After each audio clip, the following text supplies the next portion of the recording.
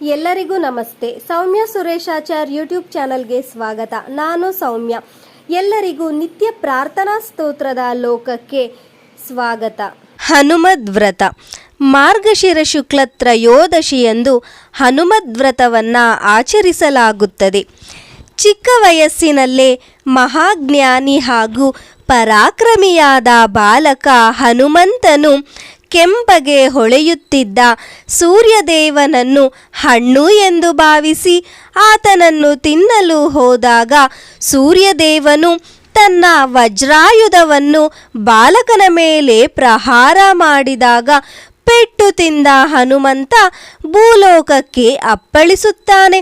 ಸೂರ್ಯನಿಂದ ಮಗನ ಮೇಲೆ ಆದ ಹತ್ಯೆಯಿಂದ ಕೋಪಗೊಂಡ ವಾಯುದೇವರು ತನ್ನ ಮಗ ಹನುಮಂತನನ್ನು ಕರೆದುಕೊಂಡು ಒಂದು ಗುಹೆಯೊಳಗೆ ಅಂತರ್ಮುಖಿಯಾಗುತ್ತಾನೆ.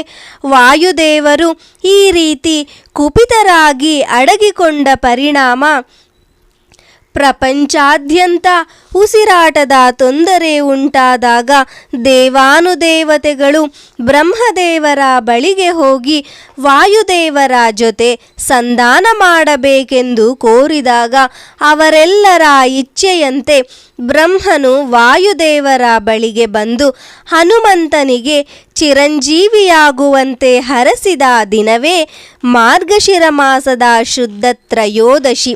ಹಾಗಾಗಿ ಅಂದು ಹನುಮದ್ ವ್ರತವನ್ನು ಆಚರಿಸಿದವರಿಗೆ ಸಕಲ ಅಭೀಷ್ಟವೂ ಲಭ್ಯವಾಗುವುದು ಎಂದು ಪ್ರತೀತಿ. ಹನುಮದ್ ವ್ರತದಂದು ನಿರಾಹಾರನಾಗಿದ್ದು ಬೆಳಿಗ್ಗೆ ಸೂರ್ಯೋದಯದ ಸಮಯದಲ್ಲಿ ಹನುಮಂತನನ್ನು ಷೋಡಶೋಪಚಾರಗಳಿಂದ ಪೂಜಿಸಿ ಭಕ್ಷ್ಯ ಭೋಜ್ಯಗಳನ್ನು, ಹಲಸಿನ ಹಣ್ಣು, ಜೇನುತುಪ್ಪಗಳನ್ನು ನಿವೇದಿಸಿ ವಾಯನದಾನ ನೀಡಿ ಹಳದಿ ಬಣ್ಣದ 13 ಗ್ರಂಥಿಗಳ ದಾರವನ್ನು ಕಟ್ಟಿಕೊಳ್ಳಲಾಗುತ್ತದೆ.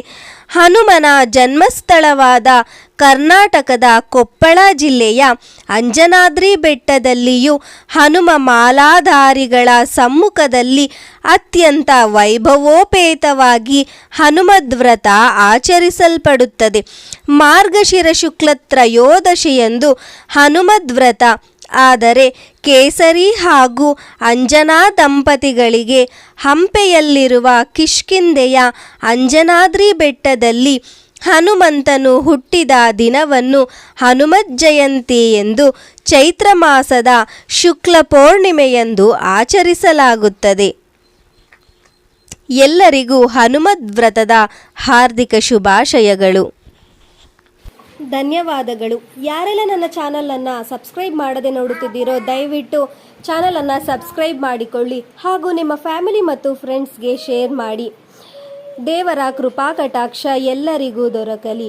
ಸರ್ವೇ ಜನಾಃ ಸುಖಿನೋ ಭವಂತು.